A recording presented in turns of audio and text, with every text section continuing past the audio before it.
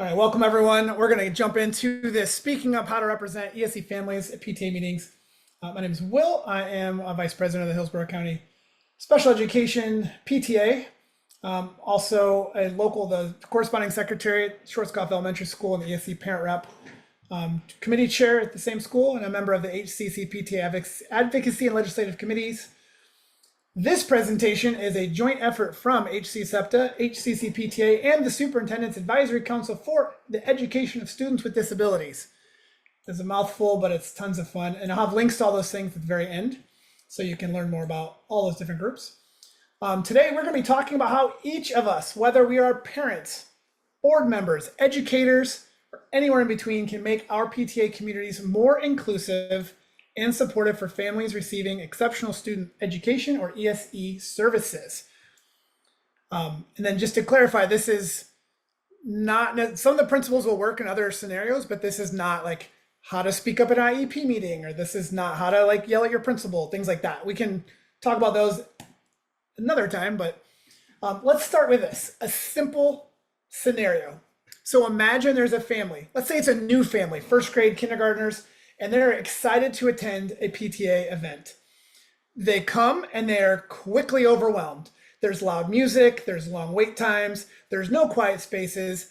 They realize that none of this was communicated to them. They had no idea what to expect. They were not prepared, and they leave early. They felt invisible, and they avoid future events. Now, let's picture another scenario.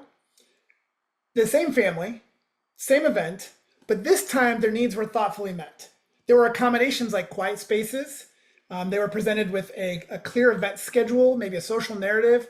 There was excellent communication and all the marketing about the event, and their experience was meaningful. It was enjoyable. They felt like they belong, and they want to participate in future events and maybe even volunteer to help out. So you might say, what's the difference between these two scenarios? What changed? The difference? Someone advocated for them in that later scenario. In this session, we're going to be talking about how you can be the person who speaks up and makes a difference. And again, it doesn't matter what role you play at your PTA. If you're on the board, if you're a committee chair, if you're just a member, if you're a parent who comes to the meetings, if you're a teacher, it works in all those different ways. So again, the purpose of this is very simple. We're going to empower you to advocate for ESE families in your PTA meetings and help your local unit become a space where all families feel welcome and valued. Advocacy is not just for your board members. Oops, push too many buttons. It's for anyone who wants to make a positive difference. So those things we'll be working on, advocating and making sure our PTAs are inclusive. As a reminder, PTA's purpose in general is to make every child's potential a reality by engaging and empowering families and communities to advocate for all children. But what does this really mean in practice? So for us, and in this sake, it means considering the unique challenges that all families face. That includes ESE families, but it includes every family. And finding ways to include them in our events, in our conversations, and in our decision-making. When our families feel supported, they're more likely to engage with the school and the PTA, and that engagement benefits everyone. Inclusive PTAs build stronger school communities, and they foster a culture where every voice matters. And that's what we want, right? So real quick, exceptional student education, ESE programs, you're probably aware of this because you're on the call or in the meeting. But what is ESE?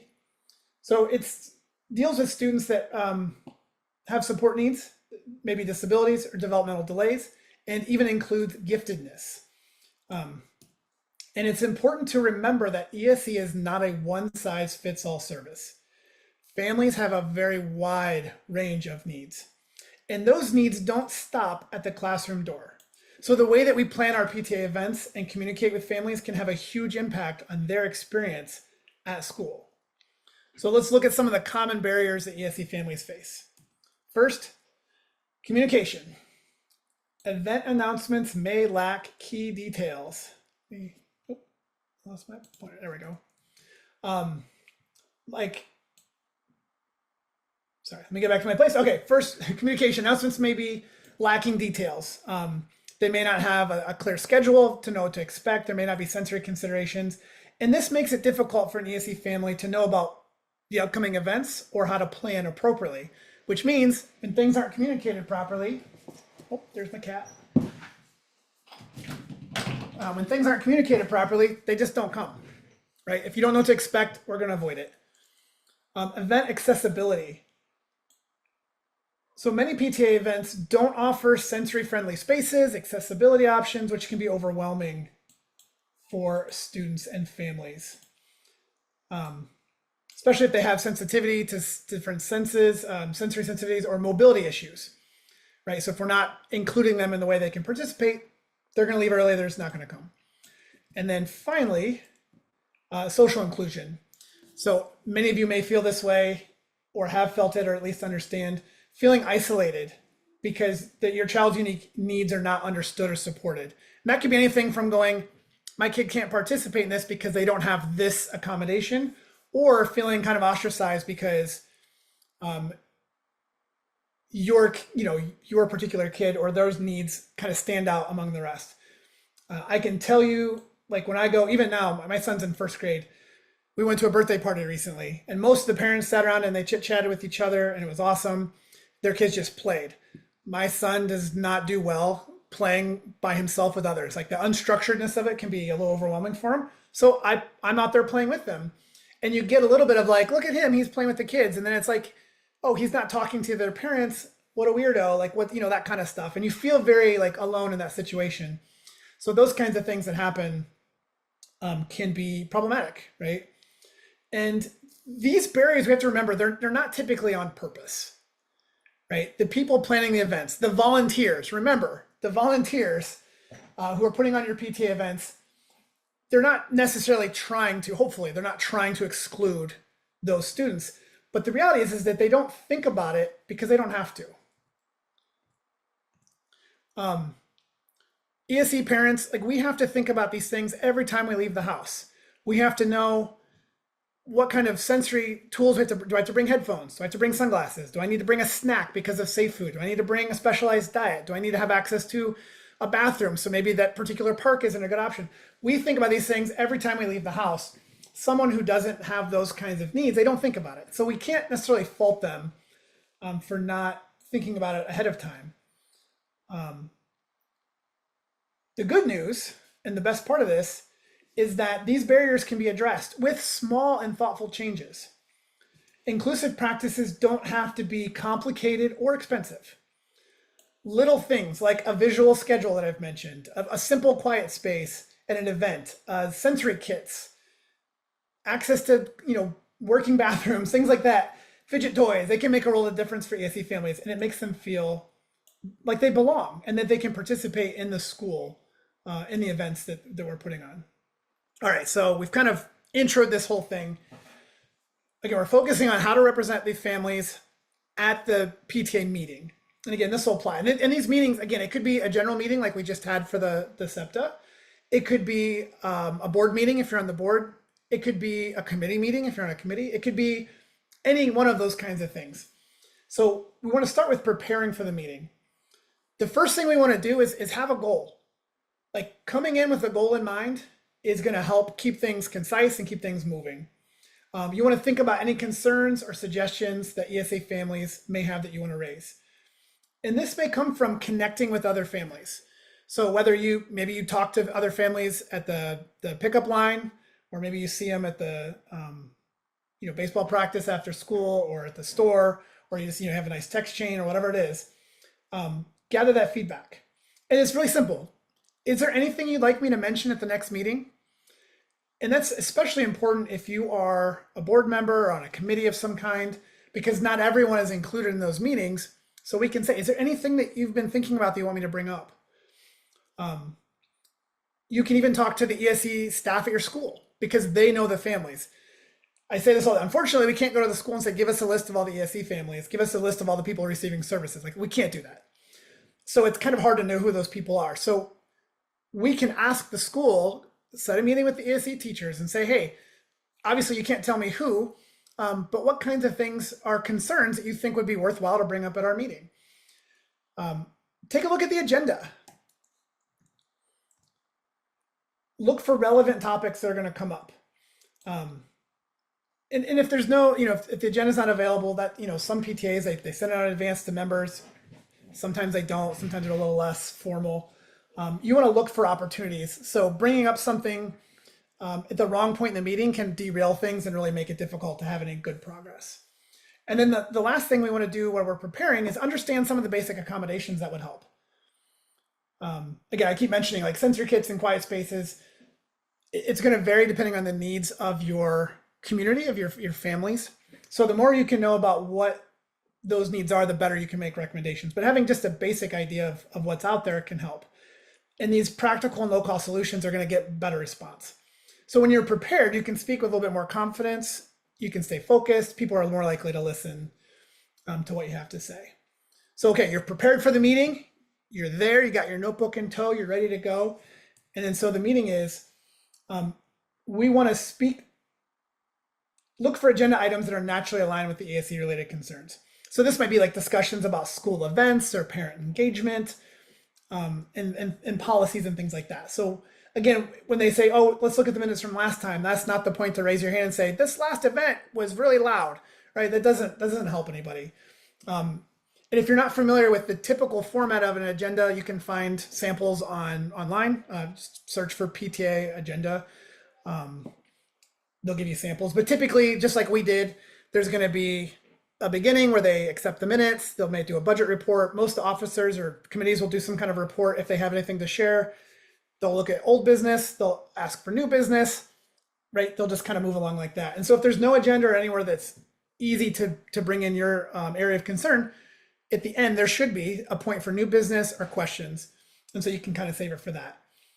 And these are, all those are great moments to share insights and advocate for the changes that benefit all the families. And if they're not part of the agenda, like I said, use that open floor Q&A session to bring up your points respectfully and concisely.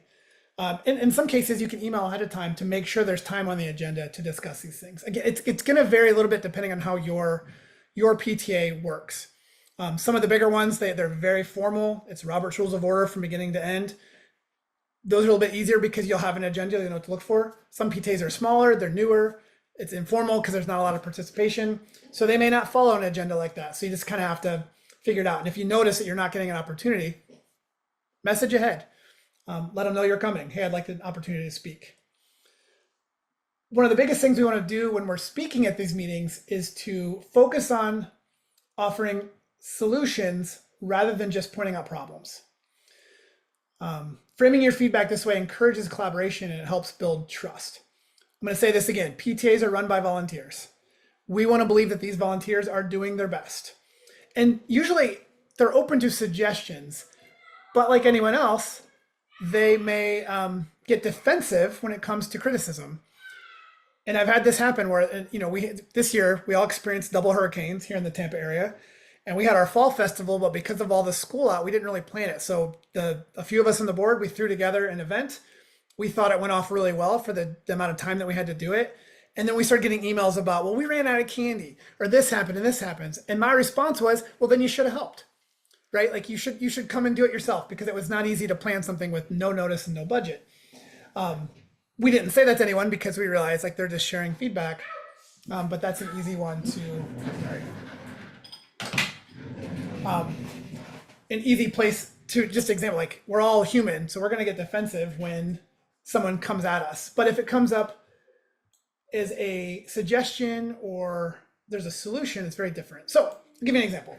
Instead of saying, these events never work for ESE families, right? We could say something more of like, could we can try sensory friendly hours or post a visual schedule to help families plan ahead.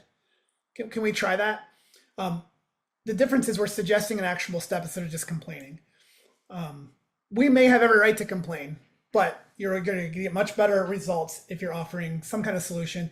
And maybe you don't know the solution, but starting the ball on that path is going to make a big difference. And your suggestions will come from knowing the needs of your community. So again, having the conversations, talking to the ESE staff, things like that are going to make a big difference. And so you're able to make suggestions that actually work. So we're also looking at asking thoughtful questions that can open up meaningful conversations. the first step to speaking up for ESE families is getting these dialogues going. Again, most of the time people don't think of these things because they don't have to. It's not something that comes up on the daily for them, and so they may not consider it. So there's some good questions we can ask. How can we make this event more accessible for all of our students? What support can we provide for families with sensory needs? How can we best communicate the details of this event? These kinds of questions encourage the group to think inclusively and collaboratively.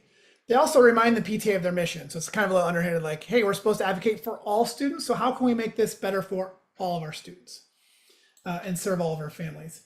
And the best part is when we're constantly showing up and emailing with good questions and starting good conversations, we build an environment where the decision makers think of these things ahead of time. I can give you a quick version of that. I started as my ESE Parent Rep days was last year, and the reason I got that role is because I never shut up emailing and asking questions. Every event, every flyer that went out, I had follow-up questions. Hey, is there going to be a space where kids can go when they're overwhelmed? Is it going to be too loud?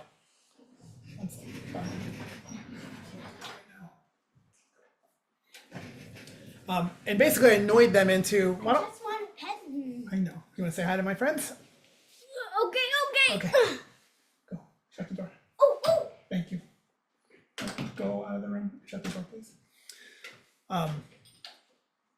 And what started to happen is now I can say, I'm on the board, so it kind of helps. But the team that I work with, they start knowing that I'm going to ask those questions, and so they answer them before I get a chance to ask them. They're already thinking of those kinds of those things. Is there going to be a sensory friendly zone? Are there going to be accommodations of any sort? Are we thinking about some of the families? And what's really awesome is when you start thinking inclusively about one thing, it starts to spread. So I was really excited this year because when they started like our holiday shop, someone was like, wait a second, we don't have a lot of non-Christmas things in here. And that was the first year that anyone noticed. So they're even thinking inclusively outside of just students with disabilities or students with special needs.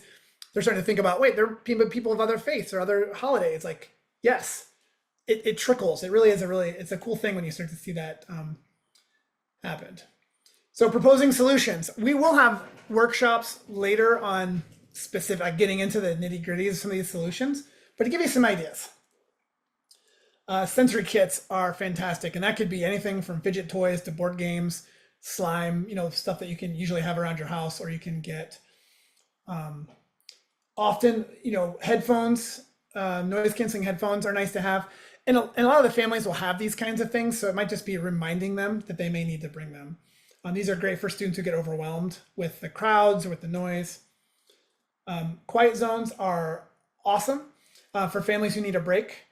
At our school, we do an end of the year celebration. Like we rent like inflatable obstacle courses and games and stuff. And it's fun. The kids go out for like an hour they 2 grades at a time. They go out for an hour and they just play. It's really unstructured. And so last year we said, let's set up a zone. So on this side of the track, we'll have all the games and all the craziness. And on this side, we'll put up a pop-up, we'll throw a blanket on the ground, and we'll put some games out. Very simple. And not only did a number of our ESE students utilize that, we had teachers and non-ESE students who just needed a break because it's crazy. All the kids are just running around playing. It's the day before the last day of school. It's a really fun event, but it does get to be a lot. And so seeing that people are using it, like, oh, this was great. And so now we add this to every event.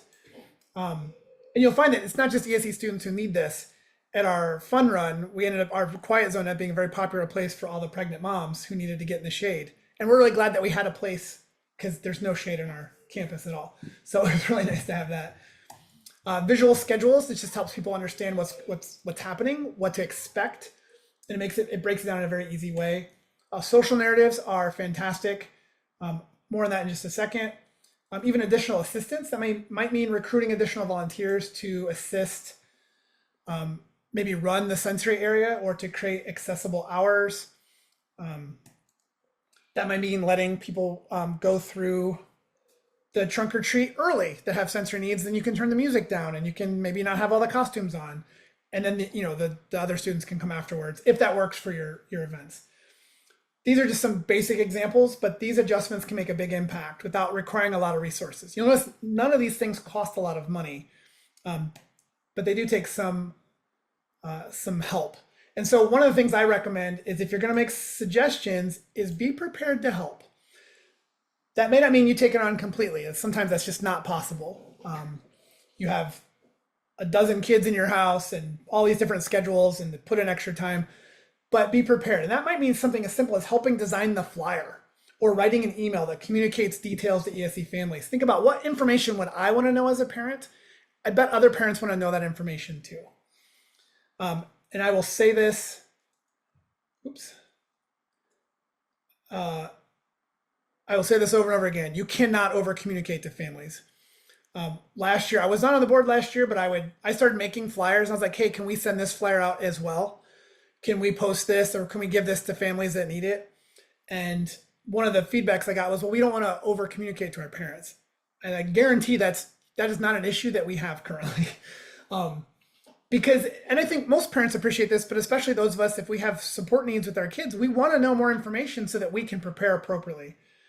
Now we have to keep in mind that flyers can only hold so much information. So you don't want to write a book. No one's going to look at it. So there's some other options that we can have. So this example you can see here, it's not an event, but we did an FAQ this is just one piece of it. There's like 15 questions that we answer that gives additional information. You can put this on your webpage if you have one, your Facebook. What I love to do is you put a QR code on the flyer that says for accessibility options or for more information, and you have them that take you to a Google Doc with these FAQs. So then you can give all the information. You can go crazy with every detail you can come up with, so parents can find that if they want it. And parents who don't care or don't want to look at it, then they're not overburdened. Again, I've yet to hear a complaint about getting too much information. Social narratives. There'll be a link at the end so you can see some examples of these, but social narratives are awesome for students who have sensory needs or developmental delays. And essentially it's a first person narrative that walks you through an event. So in this one, we have our bear run. It is a fun run and it's, I'm doing the bear run today. When it starts, I'm going to go here with my class. I'll stand in line and I'll wait my turn or whatever it is. This is something that the caregivers or teachers can read with the students. The idea is they read it a couple of times and it prepares them. They know exactly what to expect. And you'll see a lot of the big places in our community use these. Glacier Children's Museum, they have an awesome one. And it changed. Every time they change the main exhibit or the traveling exhibit, there's a new one that's put in there. The aquarium has one. You'll find them for like Chuck E. Cheese, places that want to provide something for families that are going to come that maybe have these needs. And they're not hard to write, especially if you're comfortable using AI, you can go nuts with them. This is a sample of a flyer. So we had a sweetheart dance last year, and let's just add like this little part at the bottom, ESE friendly, right? This was a separate flyer. So the flyer that went home with students looked a lot different. This one has the same information condensed with a little bit of extra, just reminding parents, like, I know it's a school dance, you should expect there to be loud music, but we want to tell them there's going to be music. So bring your headphones. Assuring them there's no flashing lights, there's no smoke machines, because that might be a problem for people. There will be an outdoor quiet area, so dress appropriately, and everyone's welcome. That's something I like to say. Everyone is welcome, because sometimes when you hear dance and you've got a kid with special, you think that's not for us. It should be. It absolutely should be, and we hope that it is. And if you're not sure what would work best for your community, like what kind of communication would work or what kind of accommodations would be best, talk to parents and talk to the ESE staff. I'm going to say this over and over again. Those are the folks who know. And a lot of you in the teachers. So if your student or the students you're representing are in mainstream classrooms, their teachers have hopefully by now at this point in the year have figured out what works and what doesn't for them. And they might be the ones that say, I actually think it would benefit to have the noise canceling headphones. Like we don't use them in class, but I've noticed X, Y, Z, and things like that. And we also, we want to respect privacy and we want to treat all these with dignity. So we're not calling anyone out. We're not saying, hey, we're doing this because of this student, but we can, as a general rule, say this is going to make things more inclusive. Oh, digital fly, yeah. Now, pushback, because you're going to get it, right? This is if you've ever brought anything up at a PTA meeting, you've gotten some pushback probably, especially when it comes to budget or staffing, because most of our local units, like we don't have tons of money. We don't want to blow the money that we do have. And sometimes we have trouble getting volunteers. And that's just a reality I have to deal with. So the important thing is we want to acknowledge these concerns. Like we know that those exist, so we can say, yes, I understand that there are budget issues. We want to frame our ideas as collaborative solutions instead of demands. It's really easy to go in and demand something, but you're less likely to get movement when you come in and demanding. If you can come in and say, hey, let's work together on this. Now, there may come a time when you have to come in and make a demand. You have to pound your fist. There's going to be times when that's an issue, but we want to start with the collaborative approach first. So for example, someone says, yeah, we'd love to have a sensory kit, but the budget's tight. We don't have money for that. And also keep in mind, like the budget is set in advance, and that had to change it to add something that's not a line item. You have to get approval from your membership body. So it's not as easy as like, hey, can we create a committee for ESE and get some money put into that? Maybe we can, but we have to have that approved by the membership to change the budget that way. So it's not as easy all the time, but you might say, I understand the budget's tight. Maybe we could try a small pilot program and expand based on how it goes. So we don't have to do the whole thing. Maybe we can do a little piece of it. We can also, suggest other ways to fulfill the needs. Donations. We can borrow stuff from people. We can ask for help. So it might even be, hey, I know the budget's tight. Would it be okay if I asked around? And they might say, well, we already have our business sponsors. Yeah, but there are businesses that might want to sponsor something like this because it aligns with their mission and their goals more so than just general PTA sponsorships. So it's definitely worth, doing that. And ultimately, we want to show that we're on the same team. So when we're suggesting this collaborative approach, and we're acknowledging that hey, I understand that we don't have a lot of volunteers, but let me ask around and see who we can maybe get some help.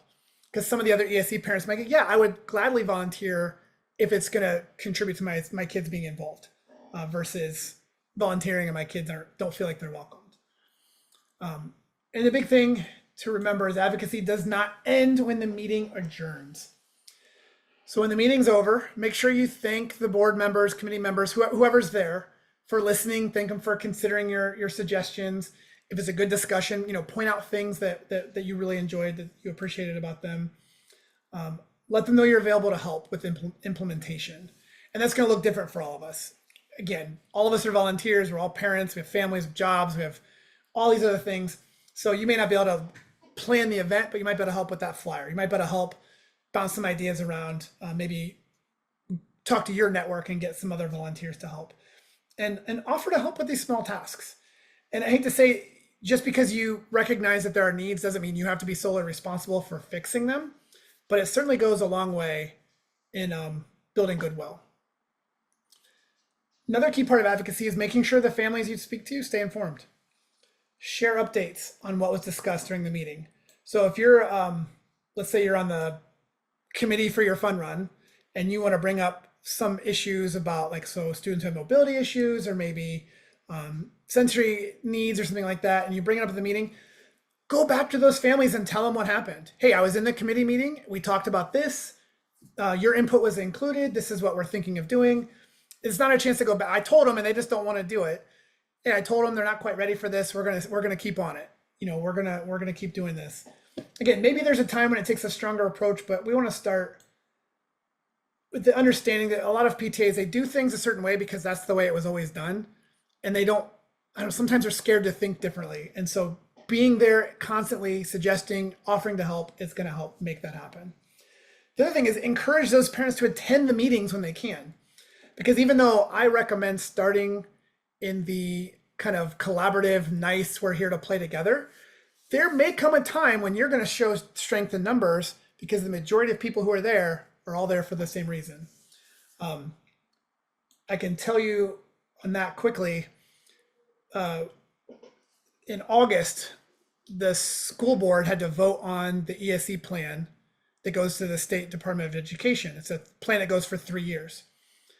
And so there were 13 people who spoke at the school board meeting that night. 11 of them were HC SEPTA. We spoke there, Project ABA Rights, and other groups, all of us connected. And we all had our own things that we were talking about, but we all asked for the same thing. We want a seat at the table. You're making decisions about ESE, but you're not including the families in those discussions. Because we dominated that conversation of all the public speaking, the school board, they said, we are not voting on this tonight until you guys meet with these families. Like, it worked. And that's what started the conversations about the PIP and some other ESE issue. And this, the school district has been very open to those conversations. I'm really pleased with how that's going overall. Now there's still some areas where we're working, but that happened because we had to then leverage our numbers and show up and kind of take over the open forum to talk. So there is a time for that, but that was after a year of emailing and having conversations. Maybe you can't wait a year, and that's okay. But we want to start on that realm. Ultimately, when positive changes are made, celebrate, especially with the board. If you make a suggestion, hey, let's have a quiet space at the next event, at the next meeting when they're talking about the report or whatever. Hey, several parents, they told me how helpful that area was. That quiet space was awesome. They loved it. They want to come back. Thank you guys so much for making that happen. Right? We want to celebrate that and we, suck up a little bit because we want that positive reinforcement. Hey, families enjoyed this. And we'd love to see it continue. That pilot program worked. Let's take it to the next level. We're going to reinforce the value of inclusive practices and encouraging, more efforts. We're almost done, everyone. So you've heard me mention the ESE Parent Rep program. So to kind of close this out, this is something that we started. Well, it's lived in some form for the last couple of years. Last year's the first year that was really taken seriously. And the idea behind this is a PTA member. This could be a committee chair, a board member, a task force, just anybody who's going to be a liaison for the ESE families. And our goals is to improve communication between the school, the families, staff, PTA leadership, and to ultimately be the voice for our ESE families and make events more inclusive. The ideal version of this is you attend meetings. If you're a parent rep or you have a parent rep in your PTA, they attend meetings and they're just there asking questions. Hey, you're planning a school dance. Just real quick, the DJ, are we doing loud music? Is there gonna be a quiet area? Are we doing flashing lights? We wanna make sure parents know about that. Right, just those kinds of questions to get that conversation going. So I bring this up now because we are constantly trying to build this. This is not something that comes down from district PTA or Florida PTA. Versions of this already exist at some schools. They have something like this that they do. Some schools have nothing like this. So even if your school doesn't have an ESE parent rep, you can still apply the same principles of advocacy and inclusion that we talked about tonight in your PTA involvement. And this will apply to if it's a boosters club or it's a FFA or it's another club that your kids are part of. These approaches will work in those as well. It's always knowing your audience and kind of what you're getting into. If you're interested in joining, being part of the ESE Parent Rep program, and again, it doesn't matter if you're a board member, if you're a parent, if there's no PTA at your school, if you're a teacher or anyone else, or anyone else that would be interested, we're here to help. And that's the biggest thing that our job with this program is to offer support. What that means is if you don't have this program at your school and you want to, then we can work with you to talk to your board, to your membership, whatever, your school, and help you recruit and train the person who can do it.